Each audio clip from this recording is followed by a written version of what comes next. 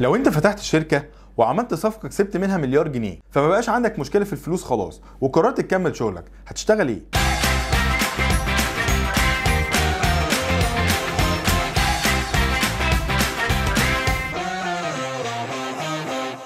مساء الفل. بما اننا بنتكلم عن الاهداف والطموح، في حاجه اسمها البرفورمانس مانجمنت، ولكن هنا مش هنتكلم عن البرفورمانس مانجمنت بتاع الشركات، احنا هنتكلم عن البرفورمانس من البرسبكتيف بتاع الافراد، ودي اللي احنا بنسميها البرفورمانس درايفرز. الدرايفرز هي اللي بتعمل لنا موتيفيشن، وهي الحاجه اللي بتخلينا مستمتعين حتى لو مفيش مقابل مادي للحاجه اللي احنا شغالين عليها. هي اللي بنصحى كل يوم عشان خاطر نعملها، عشان خاطر احنا بنحبها، مش عشان لازم نعملها.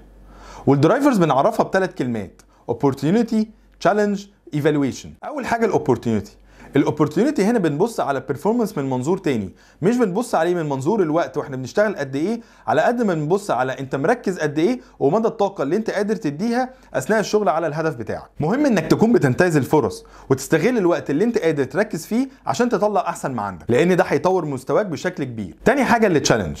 كتير مننا لما بيلاقي الهدف اللي قدامه صعب بيسخن عليه اكتر. في علاقه بتربط الاهداف الصعبه بالاداء، عشان لما الاهداف بتبقى ستريتشنج بتحط عليك نوع من انواع الضغط اللي بيخليك متحفز وعاوز تنجح. زي بالظبط لما تكون بتلعب فيديو جيم وتدخل على المراحل الصعبه، بتقعد وقت اكبر وتحس ان انت عايز تستثمر وقت اكتر في اللعبه اللي انت بتلعبها عشان خاطر تعدي المراحل الصعبه. اخر حاجه الايفالويشن. طب ازاي هعرف ان انا بادي بشكل كويس او لا؟ الحقيقه الاجابه على السؤال ده هتبقى في الناس اللي حواليك. واحده من الحاجات اللي هتساعدك بشكل كبير عشان تطور من ادائك هي الفيدباك. لازم تسمع راي الناس اللي حواليك في الاداء بتاعك، خصوصا لو الناس دي شغاله معاك. مش بس كده، محتاج كمان تبص على الكومبيتيتورز بتوعك، شوف هما بيقدموا ايه وانت بتقدم ايه، وقارن الاثنين ببعض. او حتى الناس اللي شغالين معاك في نفس شغلانتك، شوف هما عاملين ازاي ومتطورين في ايه عنك. في الحقيقه الكلام عن البرفورمانس مش بيخلص. البرفورمانس هو مفتاح، وكلمة السر فيه هو انك تفضل دايما مستمر في الكفاح، وتقييم نفسك بصفة مستمرة هي حاجة مهمة. ونشوفكم الحلقة الجاية.